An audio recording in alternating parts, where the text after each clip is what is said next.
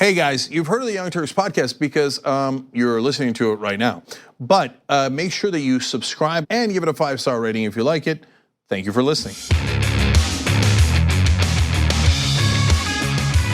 All right, welcome to the Young Turks. I'm your host, Jake Huger. Wait a minute, we're going old school. We're going back in time here and we're going forward. So back to the future. So I'm doing the show solo, at least in the first hour today, like we used to do back in the day. We're doing 3 hours instead of 2 hours today. In fact, oh no, we're doing 3 hours going forward from now on. We'll be doing a lot more guests. In fact, I've got some great guests for you guys in this show. And I want to tell you all about it. So the way that the shows are going to go from now on is we'll do the regular first 2 hours like we always do, 6 to 8 p.m.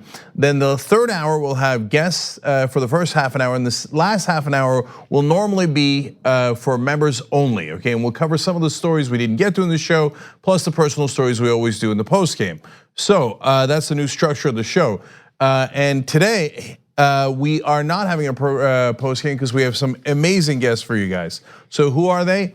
Adam McKay. If you don't know him, wait till you get a load of this guy.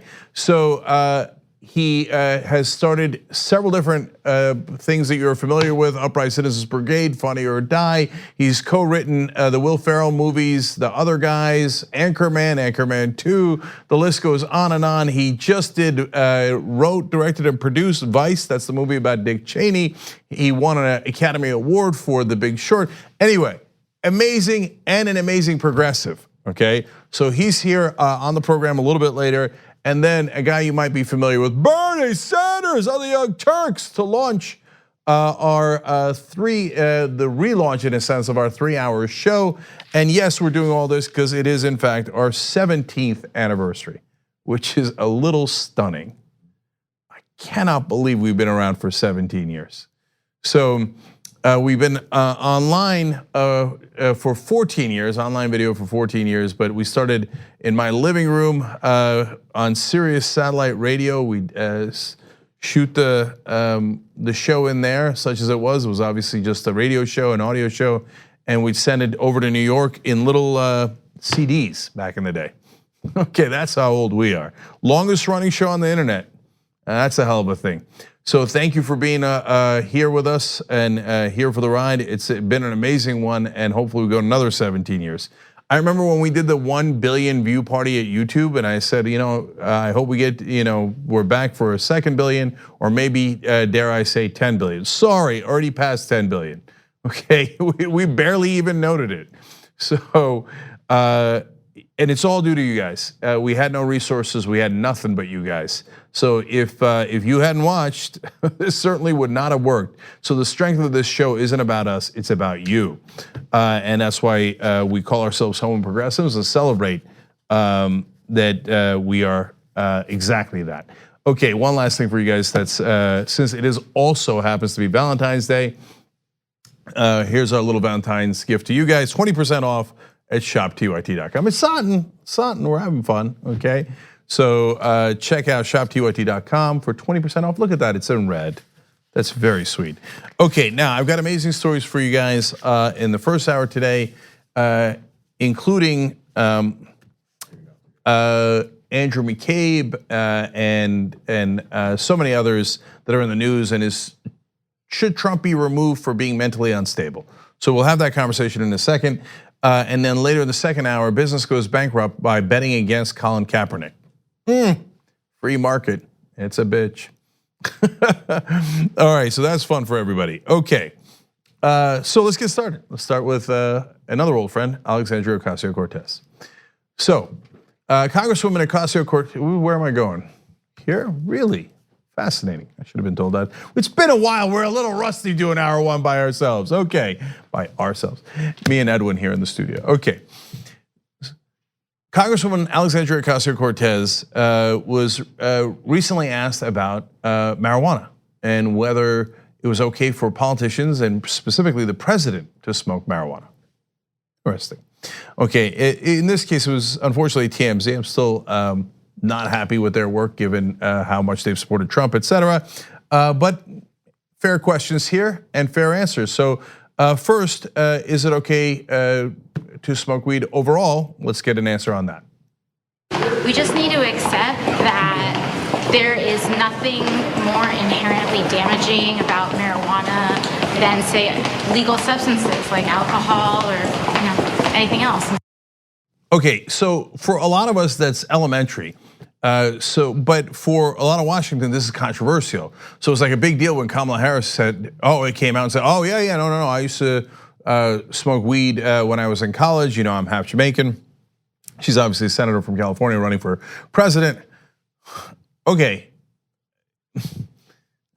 She still prosecuted people who smoke marijuana, but that's a whole nother story. But hey, we're making progress. We're making progress. It's taken all this time for a lot of those politicians to move forward. But for a new generation like Ocasio-Cortez, it's elementary. Yeah, okay, well, wow. Are you sure you're all right if you smoked a joint? Well, how many beers did you have? But the next question is, should a sitting president be able to smoke weed? Let's see. So, would it be okay to have a president who say that they do smoke? I don't care. It's not. Yeah, I don't care. It's fine with me. You're not hurting anybody, Right. Because there's really no difference between that and alcohol. There are plenty of people who drink. They'll go out to happy hour. They'll go out, have 1, 2, 3. Right. And I know everybody's been. How is that different from anything else? I'm amused that this, of course, stirred controversy. A sitting president, what if he or she was high? Well, what if they were drunk? And that's only happened about a couple of thousand times, probably more in the history. Ulysses Grant was well known to be a very, very heavy drinker. Lyndon Johnson, heavy drinker. Richard Nixon, preposterous drinker. Okay, so now some of those guys, not great presidents. Some of them did some wonderful things, but the idea that a president might be impaired at some point, no, say it ain't so. Yes, they do need a little bit of leisure time. And apparently for Trump, also executive time on top of that. Anyway, so should they be allowed to smoke a joint, and should we care? First of all, right now they can't, because the federal law says marijuana is the most dangerous controlled substance there is. It's a Schedule I drug. So theoretically, you'd have to arrest the president if he or she was smoking marijuana. But that's preposterous. Of course it's like beer. And like the prohibition on alcohol, it has caused gangs and violence, and the prohibition is a bigger problem than alcohol was in the first place. Alcohol, of course, is much more dangerous than marijuana. It leads to far more drunk driving accidents, let alone alcoholism, let alone the deaths that alcohol causes just from alcoholism, whereas no one has ever died from marijuana. So I think for a new generation, like I said, those answers seem to be obvious. But for the older folks, go ahead and prepare to get rattled by yet another Alexandria Ocasio-Cortez answer. Okay, one last thing that's just fun. The person next to her the whole time is Shoykat Chakrabarti. You might have seen him on the show before. He's one of the co-founders of the Just Democrats, and then he's now AOC's chief of staff. He's in almost every picture, and no one else will notice, but you Young Turks viewers probably will and should going forward. And he was phenomenal in both her campaign and with Just Democrats overall. And I'm always amused to see him right there. Nobody ever asked him anything, well, from time to time. But he was also instrumental in not only AOC's win, but so many other Just Democrats like Rashida Tlaib and many, many others. So, and everybody knows that there's no party like a Chakrabarti. So we're keeping it really on the Young Turks. All right, keep going, AOC. All right, now, I think there ain't no party like a Chakrabarti. But anyways, forward. One more AOC story for you guys, because she's causing a ruckus. So Alexandria Ocasio-Cortez comes out of a hearing and notices homeless people in the hallways of Congress. And she thinks, oh, well, is there a protest going on? Let me check this thing out. And it turns out, no, there's no protest. And she discovered something that has been going on for quite some time, but nobody ever talks about. And as usual, she pulled back the curtain and showed us what's actually happening in Congress. So let me show you her first tweet here. So she takes a picture of those folks lined up and says, shocked as a beginning to cover it. Today I left a hearing on homelessness and saw tons of people camped outside committee. I turned to my staff and asked if it was a demonstration. No, they said, lobbyists pay the homeless and others to hold their place so they can get in first. Amazing. Okay, now let me show you her second tweet and then we'll explain the phenomenon. She said, apparently this is a normal practice and people don't bat an eye. The first few people in line are guaranteed at least a seat in a given hearing. This was the hearing for marijuana banking laws. Lobbyists and those who can afford it pay people to hold their spot so they could get in first. So, she came out of a different committee hearing. Let me tell you about that, and you will enjoy this irony. Ocasio-Cortez snapped a photo on her way out of a hearing to discuss a draft piece of legislation called the Ending Homelessness Act of 2019. So she comes out of that committee talking about this piece of legislation to end homelessness, and she's greeted by all these homeless people in Congress. And then she asks about it and gets these answers. So this has apparently been going on for quite some time, and we found an article from 2009 that once talked about this, and they explain why they do this, and there's another layer of irony here. They say that the seats are valuable to lobbyists because the hearing is often their only face time with legislators. So the legislators are going, the lobbyists are going there to influence the legislators, but they don't want to wait. And sometimes the wait takes a long time. And in fact, a lot of people want to get into these hearings because they also want to make sure that the legislators see them. A lot of them are activists. And so there's a whole range. And there would be nothing wrong with an activist going in and a lobbyist going in, et cetera, if everybody waited their turn. In fact, Kaylin Pruss, a fellow at the internet environmental group Avaz.org, and her group of cheering green t-shirt environmentalists were shut out of a hearing, as they explained in that earlier article. And so that happens all the time. So the lobbyists figured out, I don't want to wait here. And a lot of these activists wait here for 5-6 hours. All right, you know what? I'm gonna hire someone and I'm gonna make them wait even longer, sometimes overnight. Now they actually pay okay, $11 to $35 an hour, which I was kind of stunned by. So that's the small piece of good news. But otherwise, what do? So here comes the final irony. They use the homeless to wait for them. Then the lobbyists come in to influence the politicians on behalf of the rich to redistribute the wealth to the top. So how is that for callous and Washington explained in one simple phenomenon? There it is in a nutshell. Who do I need to use here to make sure that the people giving me money, the people who are already incredibly wealthy and powerful, and the corporations that are wealthy and powerful, so I can go lobby the legislators to make sure that they get all of the benefits. And if there wasn't activists on behalf of the homeless, they might not be able to make it into a committee hearing on the homeless because the homeless would be holding seats for the lobbyists. Gee, I wonder why people are sickened by Washington, D.C.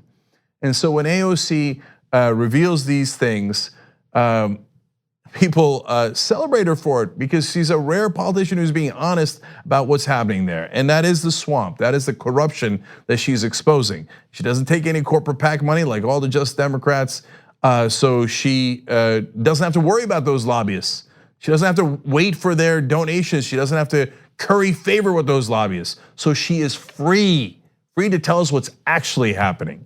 By the way, if you like that, there's a lot more where that came from. It's because the Just Democrats are at it again. They're accepting nominations. They found Alexandria Ocasio-Cortez through a nomination. It's a really great story, actually, that some of the founders of the Just Democrats and the current leaders of that group told on a post game here for our members, tyt.com/join, to become a member and get that post game and find out who nominated AOC in the first place. But right now they're doing it again. So go to justicedemocrats.com/nominate and nominate someone in your neck of the woods, and they take that incredibly seriously. They want you guys, instead of some lobbyists or consultants, to help find the best candidates, and obviously have a pretty good track record at that. And then since they don't take corporate PAC money, justdemocrats.com/donate to make sure that candidates like Ocasio-Cortez can win, as she did in this cycle, and for all the new ones. And hopefully we'll have a dozen more, and maybe even bigger than that, in the next Congress. So imagine the difference that could make. So go participate. You can make all the difference in the world. Okay, now I got one more story for you guys in this segment, and that has to do with coal. So Donald Trump ran out of coal. I remember being at the Republican National Convention and almost every speech mentioned coal. It was a bit bizarre. It's actually now a very small industry. The solar industry in this country is much larger, but it's almost never talked about by Republicans. And it's this obsession with coal. And the reason for that is it's more of an emotional connection. It's also a little bit of corruption sprinkled in, as you'll see at the end of this story. But the emotional connection is, oh, we're gonna make America like it used to be back in the 1950s. Does that mean a 91% marginal tax rate for the rich? No. It means like, oh, like coal. And remember when we had miners and they do blue collar guys going into the mines and risking their lives so that other people can make incredible amounts of money. So they talked about that. Now, did they have a plan to fix things and to bring coal back? Of course not. It's Donald Trump. He never has a plan for anything. He's never thought 1 minute ahead. So if he had a brilliant plan for saving the jobs in coal industry, it hadn't worked. And so today, another giant coal plant shutting down. Federal Utility Board voted Thursday to close a coal-fired power plant in Kentucky, despite objections from President Donald Trump and US Senate Majority Leader Mitch McConnell. In a move the board says will save its more than 10 million customers $320 million. So Trump and McConnell apparently saying, no, don't save them $320 million. We don't want to do that. Why? Well, we built up this thing that we couldn't possibly deliver on, and it's going to be embarrassing. Plus, again, like I said, there's a little bit of corruption mixed in here.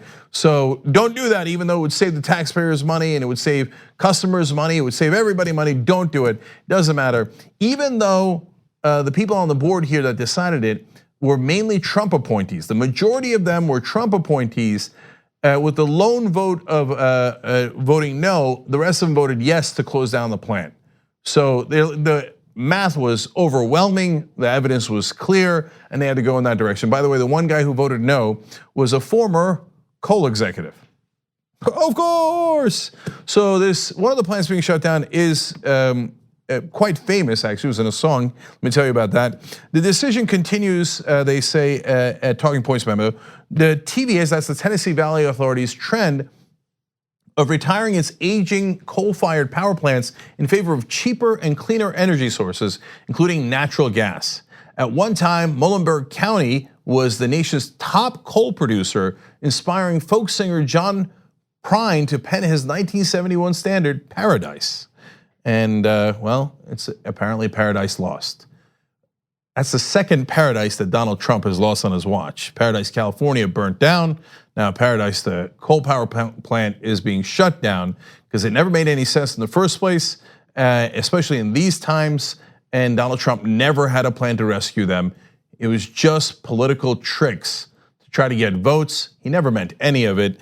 And as the CEO of the Tennessee Valley Authority explains, Bill Johnson, says it's not about coal. The decision is about economics. It's about keeping rates as low as feasible. I believe they used to have a term for that called free market capitalism that the conservatives used to celebrate. But now if it's renewable energy that's doing well and costless, I don't want renewable energy. That would save the planet. We don't want that. We want the terrible fossil fuel energy that melts the planet. Oh, God damn it, free market. Okay, how's that for irony? Okay, finally, we get to the corruption. You're gonna be shocked by this, I hope you're sitting. Suppliers of the plant include a mine owned by one of Trump's campaign donors. Of course. So, look, times are changing. There are actually a lot of jobs being created in renewable energy, solar, wind, etc.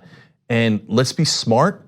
Let's stop lying to people, telling them that we're gonna save old industries that we cannot save, that are economically not feasible. And instead, let's work to make sure that they get jobs in new industries, including renewable energy. That would be the honest way to go about things. And of course, if you're Trump, you don't wanna go in that direction. You wanna look out for your donors and lie to your voters. Well, reality has a way of catching up with you, and it just did today. All right, we're gonna take a quick break. When we come back, We've got a lot of great stories, including some dramatic news from today, so don't miss it. We'll be right back. We need to talk about a relatively new show called the Republic, or UNFTR. As a Young Turks fan, you already know that the government, the media, and corporations are constantly peddling lies that serve the interests of the rich and powerful. But now there's a podcast dedicated to unraveling those lies, debunking the conventional wisdom. In each episode of the Republic, or UNFTR, the host delves into a different historical episode or topic that's generally misunderstood or purposely obfuscated by the so-called powers that be, featuring in-depth research, razor-sharp commentary, and just the right amount of vulgarity. The UNFTR podcast takes a sledgehammer to what you thought you knew about some of the nation's most sacred historical cows.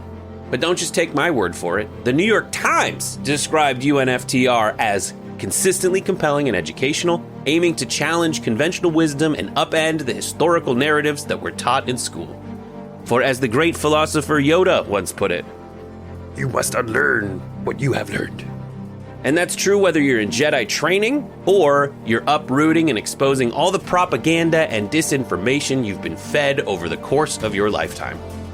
So search for UNFTR in your podcast app today and get ready to get informed, angered, and entertained all at the same time.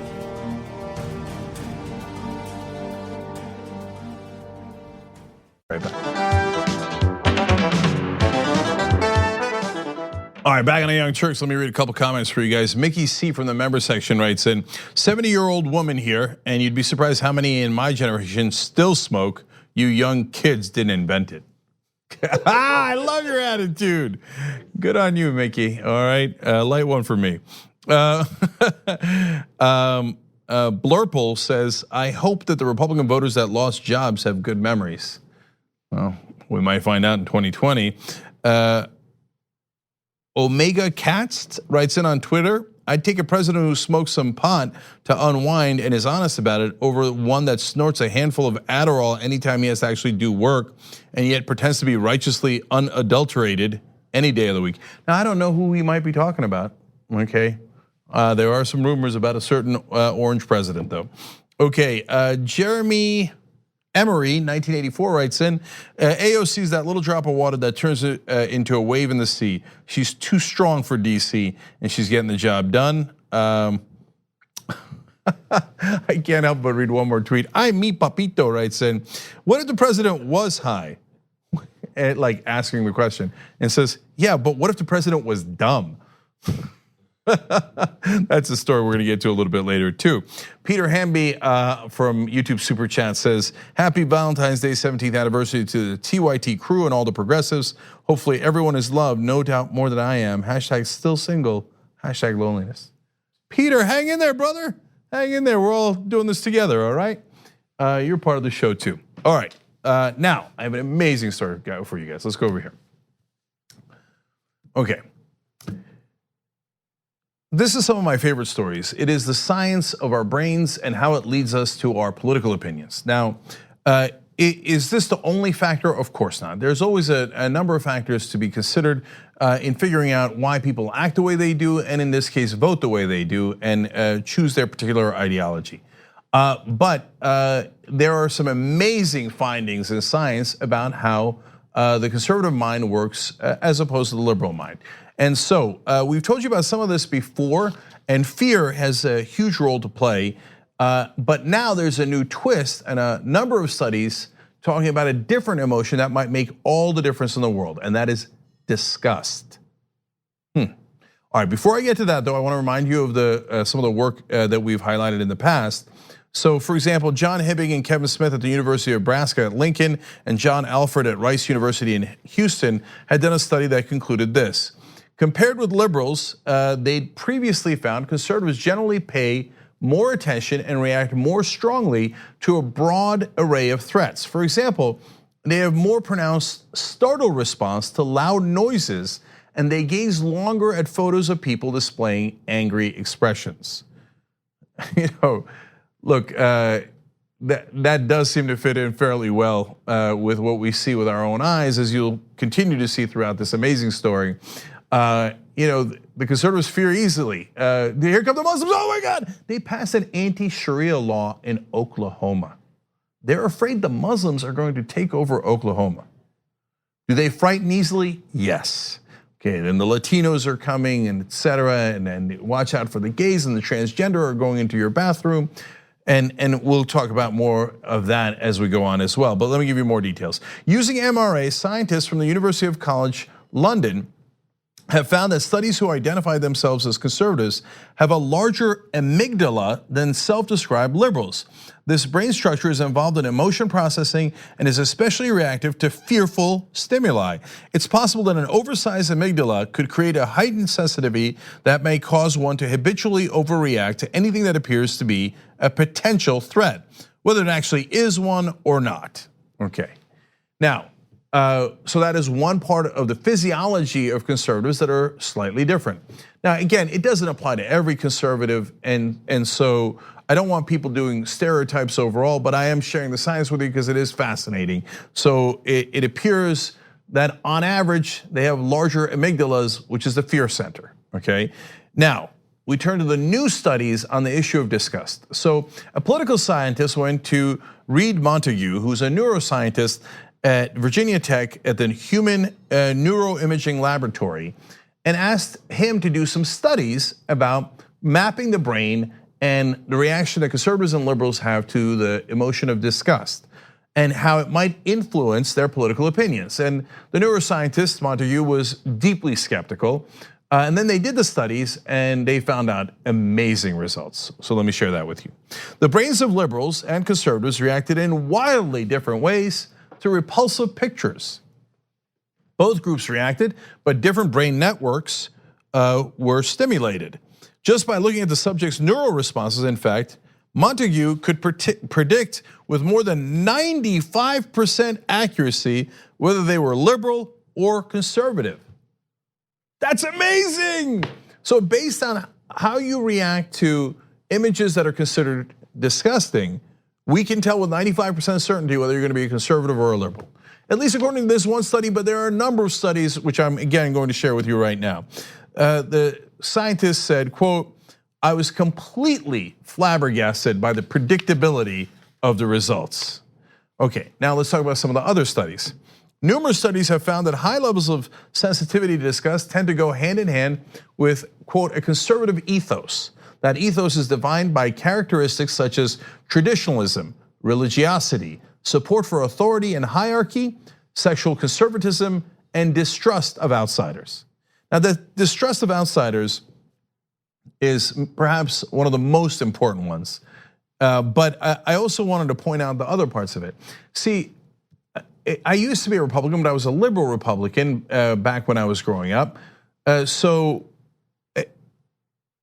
And I wondered, so is, which side do I fall on here? Because now obviously I'm very progressive.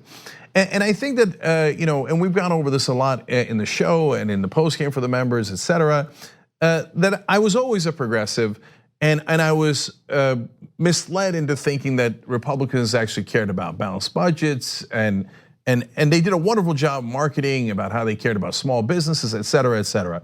But when you look to see, how people react, that is where you can see the difference. And in my case, I never understood why you should listen to authority for authority's sake. And the conservative mind is structured differently. They do believe that because to them, order is really important. And then in religion, there are these rules about cleanliness. Now, some of it is very logical. You don't want to get sick, and especially back in the day when those texts were written, that was even more relevant, and we didn't have modern science. But a lot of it seemed to be rules for the sake of rules. Well, hey, look, you got to make sure that your beard is a certain way, and this applies across many different religions. And to me, that seemed irrational. We live in the modern world where we have medicine, and we don't. The size of our beard is totally irrelevant. Whether we cover our head or whether we eat bacon or drink alcohol is largely irrelevant to whether we actually protect ourselves from illness. These are obviously outdated rules, but for the conservative mind, they enjoy and need that order and hierarchy to make sure that they are safe. So, and protected from things that they feel they need protection from. So we'll get into that as well. Now, let me quote a couple of other scientists here. This is, and by the way, this is a great story from Kathleen McAuliffe in The Atlantic that I'm quoting from. She explains, as Pizarro, Inbar, and the other authors of the study write in the Journal of Social, Psychological, and Personality Science, this result suggests that disgust sensitivity is related to conservatism across a wide variety of cultures, geographic regions, and political systems. So this isn't just about America, and it's certainly not just about Trump, but we will get to him at the end. It's about human nature, and this has been true throughout time and throughout different places. In fact, the study from Denmark, let's go to that. As the scientist there explains, disgust influences our political views as much as, or even more than long recognized factors such as education and income bracket. Now that's how political scientists normally conceive of it and have talked about it for most of my life. But now neuroscientists and others are beginning to realize, no, that our emotions make a bigger difference. Okay, and by the way, the scientists do not judge this. So they say, hey, look, maybe you can argue that conservatives, if you're then in the ideological realm, are being cautious and rightfully cautious. Or you could argue that they're being unduly afraid in these modern times. That's a decision for you to make. They're just telling you what the reality of our brains and other body parts are, because it turns out the tongue is also really relevant. I know, this is mind-blowing, it's fascinating. That's why I love the story, I wanted to share it with you. Okay, so now let's go back to the main study that we were talking about in regards to Montague. And McAuliffe quotes here, as we move about in the world, a sizable volume of research shows our minds are constantly searching our surroundings for contaminants, moldy leftovers, garbage spilling out of trash cans, a leaky sewage pipe. And when their brain detects them, it triggers sudden feelings of revulsion. Confronted, we withdraw from the threat. The mechanism is part of what's known as the behavioral immune system, and it is as vital for survival as the fight or flight response. So understand that, first of all, that all humans have this. The question is the degree to which you have it. So as I discovered later in life, I don't have it to a large degree. It turns out I was progressive all along. That's part of why I left the Republican Party, also why I left religion. And everybody also has culture that influences them. So if you grow up in a particularly conservative area, you might be taught to be a Republican or conservative, to which, to some degree, that's what applied to me. But then you get to your natural self as you evolve if you have an open mind, right? And obviously influenced by all these factors that you might not even be aware of. So let's keep going. They say some scientists, notably the psychologist Corey Fincher at the University of Warwick in England and the biologist Randy Thornhill at the University of New Mexico, theorized that foreigners, at least in the past, would have been more likely to expose local populations to pathogens against which they had no acquired defenses. And other scientists think germ fears piggyback on the negative stereotypes about foreigners common throughout history, the notion that they're dirty, eat bizarre foods, and have looser sexual mores. Now, this is also interesting because back in the day, there was a little bit of truth to that. Not that the foreigners were dirty, everybody was a foreigner, but they might carry pathogens that your local village was not familiar with, and that could spread disease quicker. But that original kernel of truth is, of course, enormously outdated now, but it has stuck in our DNA and in some of our brains. Actually, all of our brains, but again, to what degree is the question at hand. And so, and politically, that has gone through all of these different generations. And that fear of the others, the fear of the foreigner, the fear of disease is used by conservative politicians to trigger conservative voters into voting in a certain direction because of that fear and disgust that is created in their brains.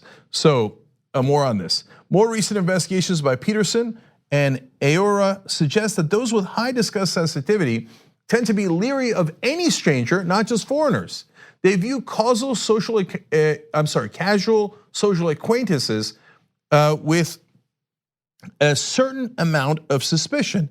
A robust finding replicated across 3 studies with a total of 4,400 participants showed. The implication is clear.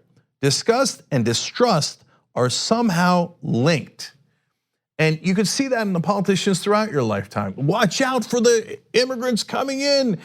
One of Steve Bannon and a lot of the right wing's favorite books is one that came out of France, and it's I believe The Camp of the Saints, and it talks about how there's a boat full of South Asian immigrants coming to Europe, and they carry disease with them, and they have loose sexual customs, and they're having orgies nonstop, and then they eat their own feces and these disgusting things. I mean, it's word for word designed for the conservative mind. Watch out for feces, disgust. There's the sexual issues that again bring out the disgust of foreigners with disease. I mean, it is meant to trigger people, and it did. It triggered Steve Bannon, Steve Miller, and so many others. And unfortunately, they have taken over the body politic here in America, and obviously mainly in the form of Donald Trump. And again, we'll get to him at the end. So here's one of the studies that in particular, and I want you to get a sense of how they did this study and the results from it. And again, every part of this is amazing. Another experiment involved two groups of subjects with similar political ideologies. One group was exposed to a vomit-like scent as the subjects filled out an inventory of their social values. The other group filled out the inventory in an odorless setting.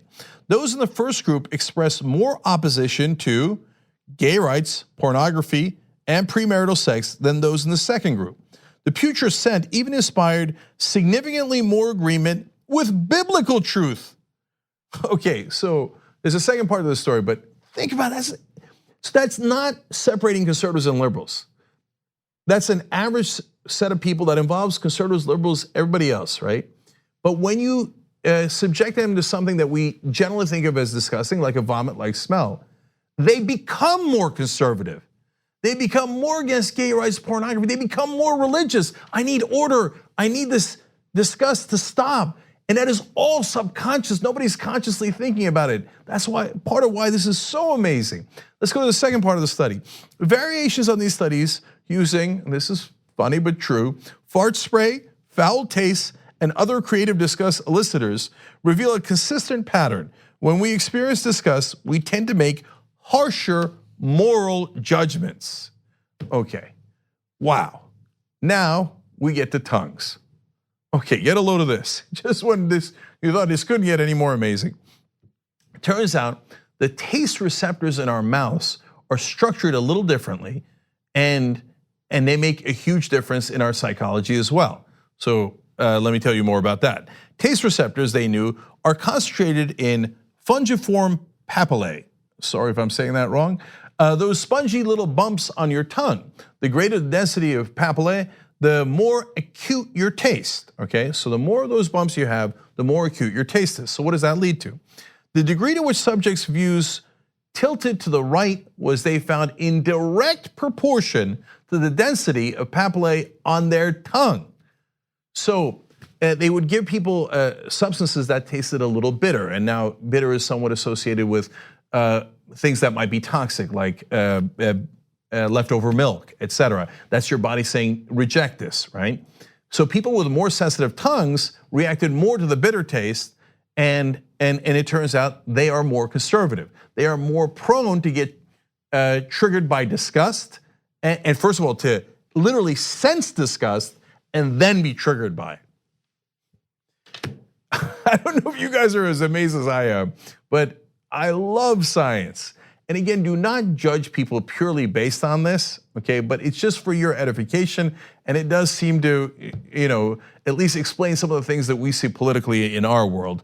Now, does this make people a little bit easier to manipulate? Unfortunately, the answer is yes. So David Pizarro, a psychology professor that I quoted earlier, explains, it's such a low level, almost non-cognitive emotion that you really aren't thinking that much about it.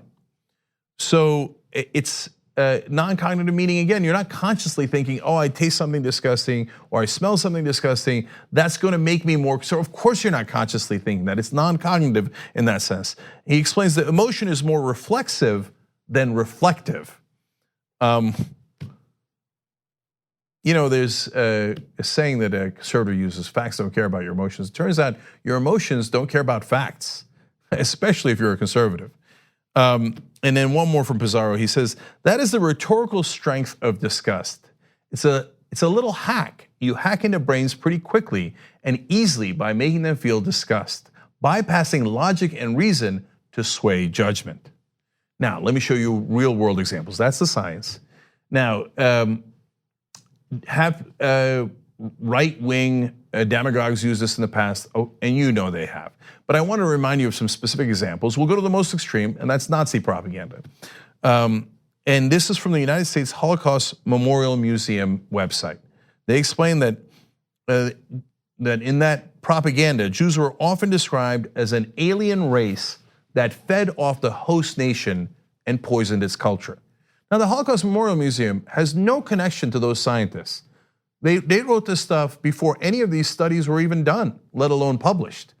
And so those two things are not connected. But instinctually, those right-wing demagogues, they knew it. They knew that there is something that if you say that the other is filled with disease, is an alien, and it's infecting us, it would cause disgust and hatred and enough demagoguery to target those people that they had chosen to victimize. More from that. The Jews were not the only group excluded from the vision of the quote national community. Propaganda helped to define who would be excluded from the new society and justified measures against the outsiders. You see familiar themes here. These so-called outsiders included Jews, Roma, homosexuals, Jehovah's Witnesses, and Germans viewed as genetically inferior and harmful to quote the national health. Hey, it's disease, it's an infection, it's a virus. You must reject it from your body politic. And obviously that led to horrible, horrible results. But let me give you one last one that is even more clear. These scenes, again, this is the Holocaust Memorial Museum describing this. These scenes compare Jews to rats that carry contagion, flood the continent, and devour precious resources. It's almost as if the Nazis read the scientific literature and decided to use it to manipulate the masses.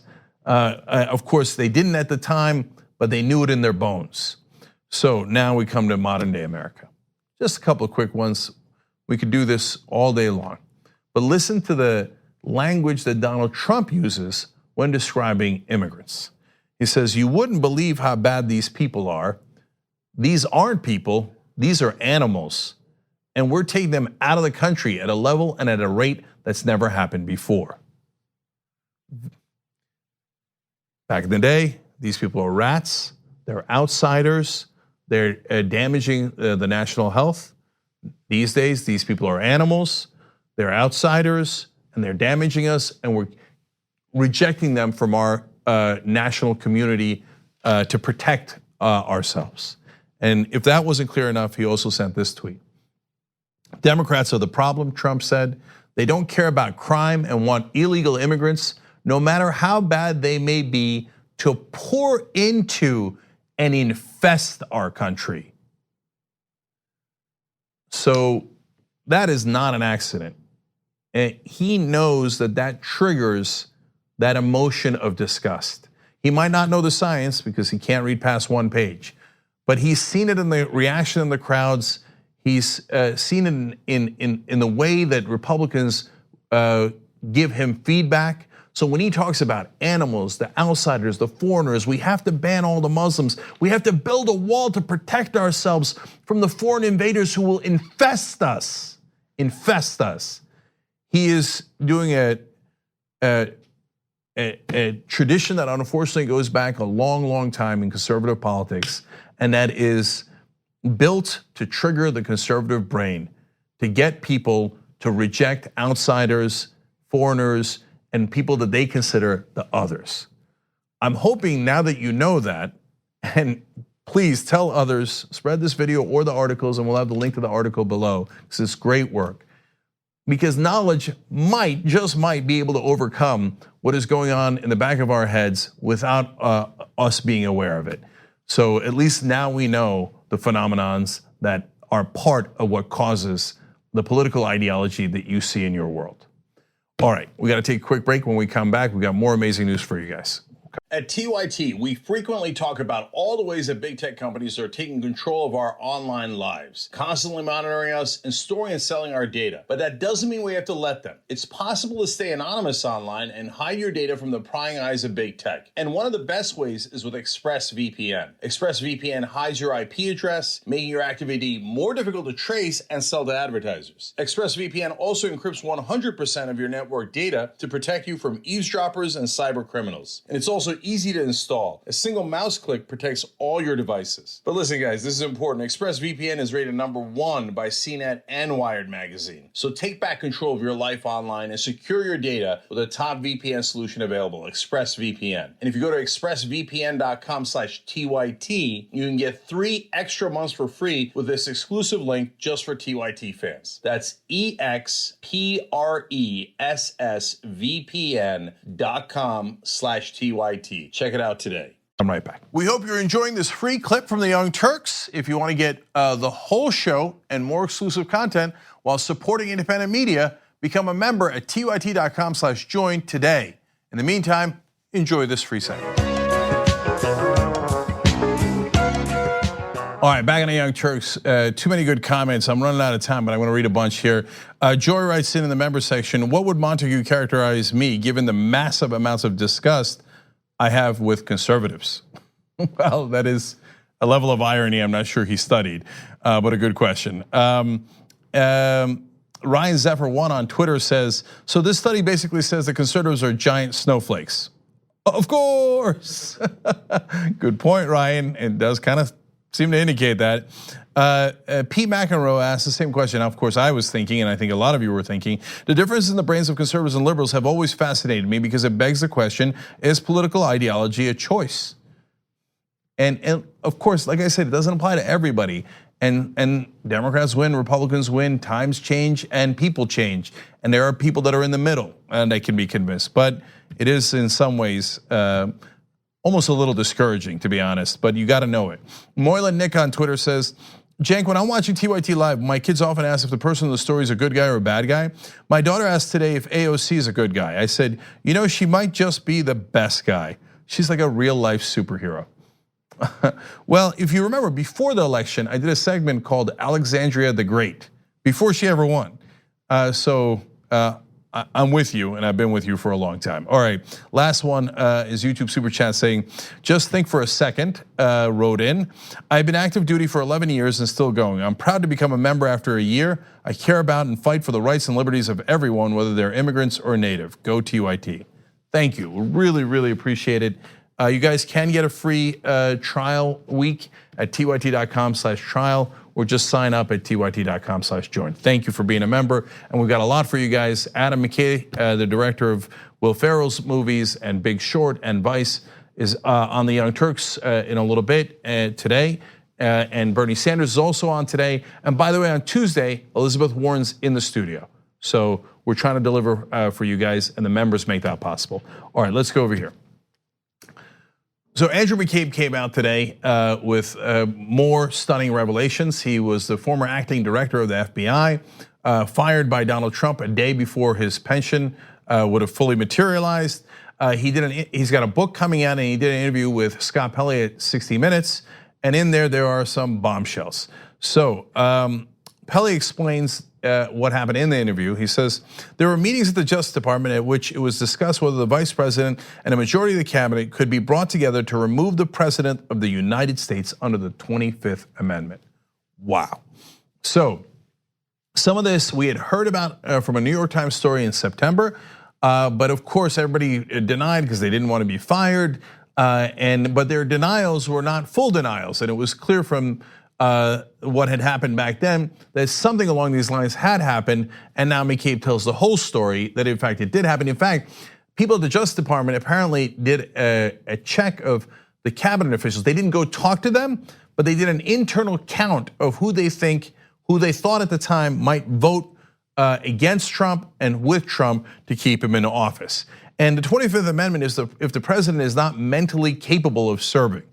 Now that's pretty damning that they even considered that, but I think they should have considered that. I'll give you some tweets from Donald Trump to give you a sense of why I think that would have been a logical move. One of the things they were concerned about was that the president had fired James Comey. And then he came out and said he fired him because of the Russia investigation. So this was in the 8 days between Comey being fired and a special prosecutor being appointed, which wound up being Robert Mueller. So let's give you more on Pelley's description here. He said, in the highest levels of American law enforcement, we're trying to figure out what to do with the president. Now, conservatives will see that and go, aha, the deep state. And other people will look at it and go, my God, the Justice Department, which by the way is filled with Republicans, were looking around going, including Republican appointees like Rod Rosenstein, who is Trump's appointee and is deputy attorney general, were going, what should we do with the president? Is he so mentally unstable that we should think about removing him from office? That's an amazing conversation and one that they were right to have, and I think we should still have. So Rosenstein later, when that was revealed, had to say, no, I mean, maybe I talked about the 25th Amendment, but I was,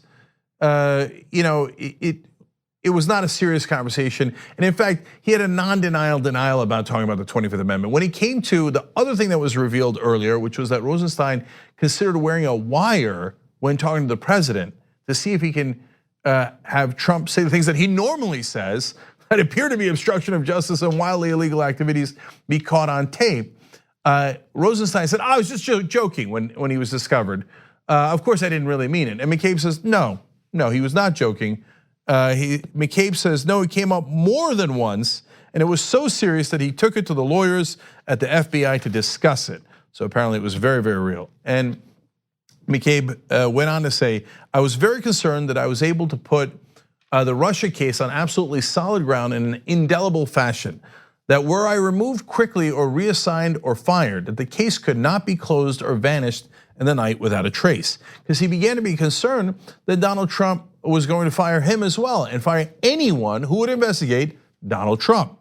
And Donald Trump was also acting erratically. And so after he fired Comey, Trump apparently called McCabe and said, okay, I want to make sure that he didn't get on a government plane to come back from LA, which is where he was, and found out the news, back to DC.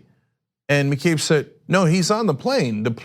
First of all, I asked security, and security said it's still a security issue that he should go onto that plane with the rest of the agents and other FBI officials that are on there. Saying, well, the plane was taking off anyway, and he had a seat on the plane, and so I made the decision that he should be on the plane. Apparently Trump insisted 5 to 7 times, don't have Comey go on the plane. And McCabe's like, he's on the plane. I already made the decision. I don't know what you want me to do. But Trump, of course, is petulant and unstable, so he kept insisting. And then McCabe came to realize through a series of conversations with Donald Trump, oh my God, this guy might be doing obstruction of justice. I have to make sure I start these cases immediately so he can't cover it up if there's a crime. Investigations are not conclusions, they're investigations, and that's what he started. So this explains what those two were. McCabe also revealed he had opened 2 investigations into Trump in the days after Comey's firing. One sought to determine whether Trump obstructed justice when firing Comey, and the other was a counterintelligence investigation to determine whether Trump won the 2016 election with the aid of the government of Russia, our most formidable adversary on the world stage, McCabe said. So now those are 2 different investigations, and they were both folded into the Robert Mueller special counsel investigation. So they obviously exist today, and that is what has got Donald Trump so worried. Now, I want to go back to what I think is actually the most important point, because you've heard plenty about the investigations. But how unstable is the president, and should they consider the 25th Amendment? Well, one of the things that he did, I mean, there are thousands, and they're all public, and you can see them, and there are also private ones. But McCabe explained some of the private ones. Apparently, he called McCabe in an apparent attempt to intimidate him and started asking him about his wife. His wife had run for a state Senate seat back in 2015, and she had lost. But Trump was obsessed with the fact that she took money from a PAC that also helped Hillary Clinton. Whether that was in any way coordinated with Hillary Clinton all the way back in 2015 is a different question. And Trump later, and as you'll see in some of his tweets, became obsessed with the idea that that McCabe worked on the Hillary case at the FBI when they were looking into her private emails. and that she set up a private server for those emails. Actually, they're public emails in a sense because she was a government official. But McCabe never worked on that case, but it didn't matter. So Trump in this phone call kept bringing up his wife, and he's like, "Oh yeah, how's she doing now that she lost?" He's like, "She's doing fine. She's working in an emergency room and helping kids there." And then Trump at the end of the call said, "Yeah, that must have been really tough to lose, to be a loser." What a weirdo. What an incredibly strange, petulant bully, and a guy who is not emotionally or mentally stable. Now, McCabe comes out and makes this case, and Trump, instead of saying, "Oh, no, 25th Amendment, no, I'm not crazy, you must be crazy. Look at how rationally I'm going to respond to this, and I'm in full control of my faculties." Does he do that? No, of course not. He goes on Twitter and rages. So he writes today in response, "Disgraced FBI acting director Andrew McCabe pretends to be a poor little angel, when in fact he was a big part of the crooked Hillary scandal and the Russia hoax, a puppet for leaking James Comey. Inspector General report on McCabe was devastating, part of, quote, insurance policy in case I won. Many of the top FBI brass were fired, forced to leave, or left. McCabe's wife received big dollars," those are all in caps, "from Clinton people for her campaign. He gave Hillary a pass." Again, not at all true, totally false. McCabe is a disgrace to the FBI and a disgrace to our country. Make America great again. Does that sound like a mentally stable person? Does that sound like a 72-year-old? Does that sound like an adult? Does that sound like a president? What president? I mean, I know we've gotten used to it because it's been 2 years of this nonstop insanity, but that is not a mentally stable person. A crooked Hillary, leaking Comey, poor little angel. I mean, Jesus Christ, this guy's out of control. And he has access to nuclear weapons. He's a danger to himself, to the country, and to the world. I believe that they should use the 25th Amendment. I believed it then, I believe it today. And look, in case you weren't clear, I mean, I'm gonna go back. I can go back to any one of thousands of tweets that prove it. But I'm gonna go back to my favorites here. Remember when he tweeted this? "Actually, throughout my life, my two greatest assets have been mental stability and being like really smart. Crooked Hillary Clinton also played these cards very hard, and as everyone knows, went down in flames. I went from very successful businessman to top TV star, to president of the United States on my first try. I think that would qualify as not smart, but genius, and a very stable genius at that." What kind of lunatic writes that?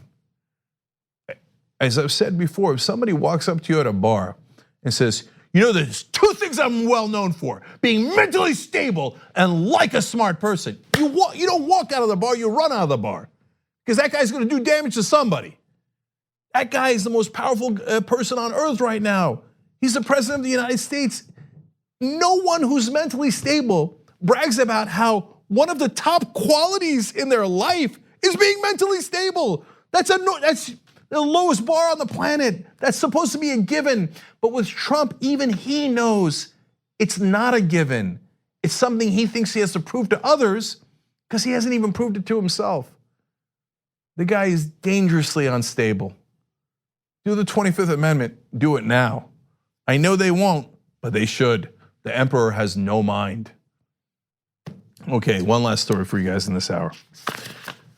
We're back to the old days, so-called first hour. Okay, but I got to do this story because it's Parkland anniversary. Okay. Today's the 1-year anniversary of the massacre in Parkland, Florida, at the high school where 17 people lost their lives. So Donald Trump put out a statement, and it is filled with emptiness. I'm gonna tell you the reality of what they've done so far. He said, "The day after the tragedy in Parkland, I told the nation that school safety would be a top priority for my administration. We took immediate action, committing ourselves to a sacred vow to everything in our power to ensure that evil does not stalk our children on the playgrounds or in the hallways of our nation's schools. Within days, I convened a listening session at the White House." Wow, a listening session. Did he actually listen? Of course not. There are incredibly popular proposals that not only that he has not supported, but he has fought to make sure never get implemented. So far, what have they done in that year? They passed a regulation in the executive branch to ban bump stocks. Good, I'll take it. But that is a tiny, tiny part of the problem. Bump stocks were not used in Parkland, Florida. They were used in the massacre in Las Vegas, which was the biggest modern day massacre we've had in America. But the only other proposal that seems like they have pushed forward is to bring more guns into the school. They say, no, we're gonna arm the teachers and we're gonna teach them how to shoot the right students. So if they see it, because a lot of these shooters are students themselves or former students, and that was the case in Parkland as well. Now you got to spot the right student to murder if you're the teacher in order to save the others. So the answer to nonstop massacres, all caused by guns, is more guns. Now you would say that if you're being funded by gun manufacturers, which Donald Trump of course is. The NRA gave $30 million to his campaign, $50 million to Republicans overall, and that was just in the last election cycle. The NRA largely funded by weapons manufacturers.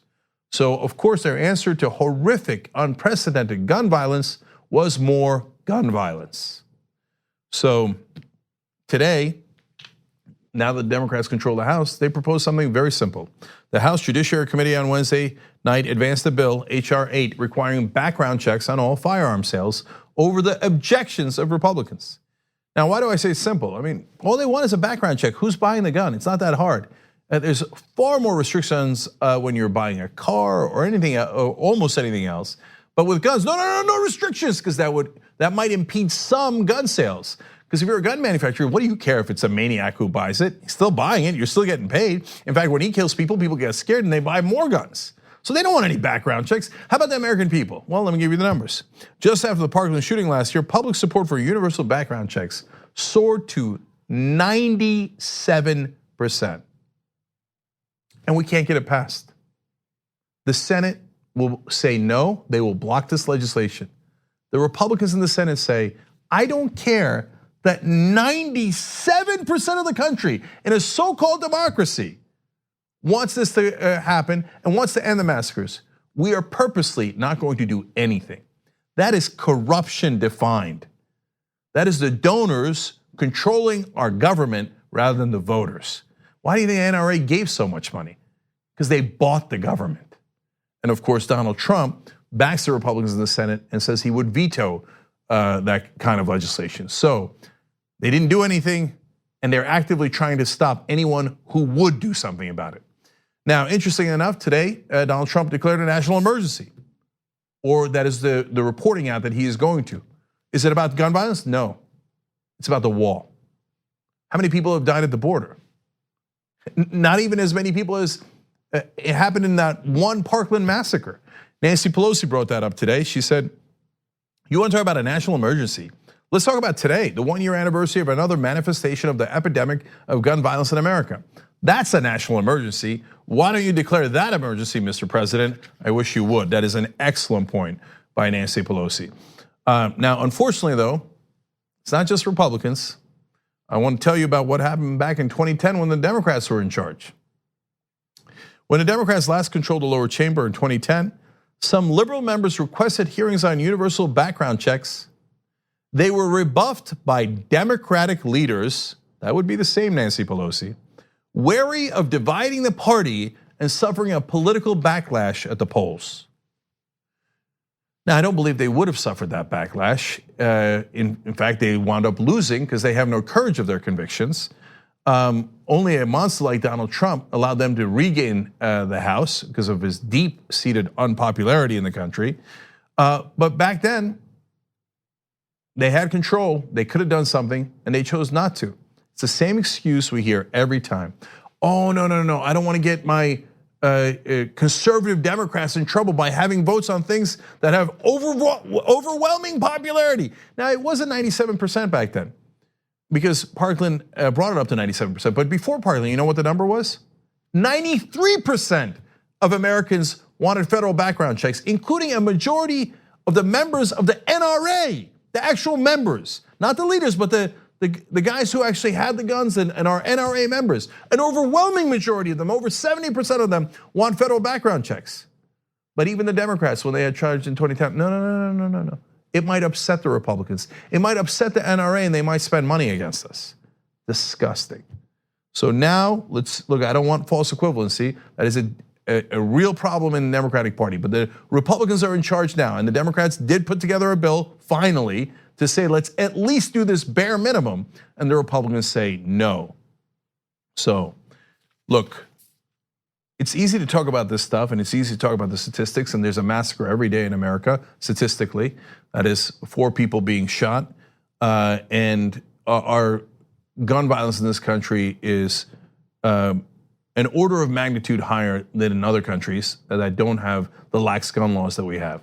But in this anniversary, I want to remind you of the victims, because it is real. And this is more powerful than just a set of numbers. So I'm gonna just quickly show you the 17 people who were killed at Parkland a year ago.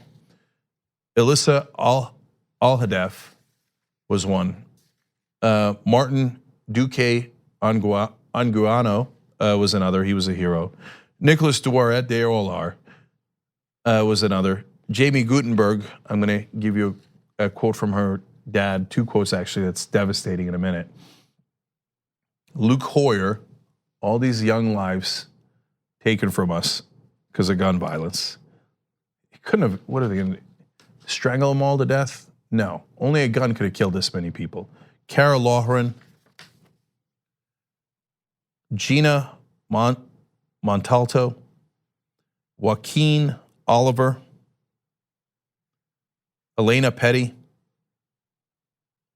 Meadow Pollock, Helena Ramsey, Alex Schachter,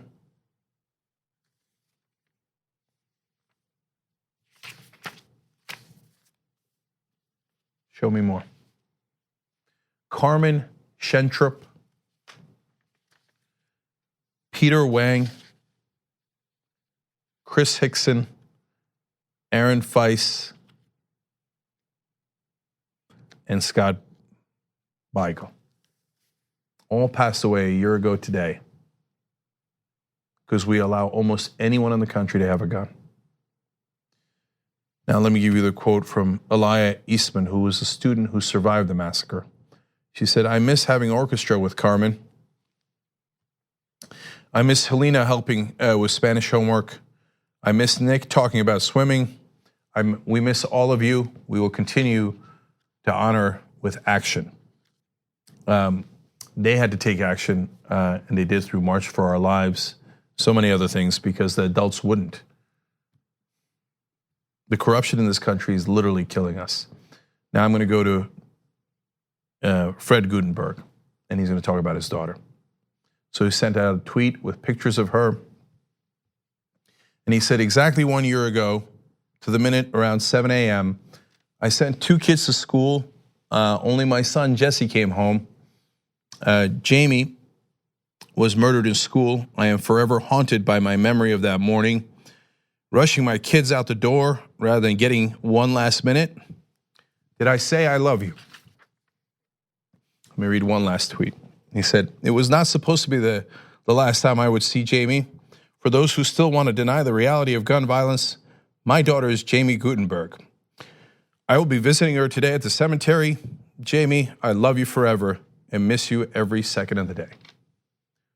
For God's sake, let's do something about this. Young Turks. Thanks for listening to the full episode of The Young Turks. Support our work, listen ad-free, access members-only bonus content, and more by subscribing to Apple Podcasts at apple.co/TYT. I'm your host, Cenk Uygur, and I'll see you soon.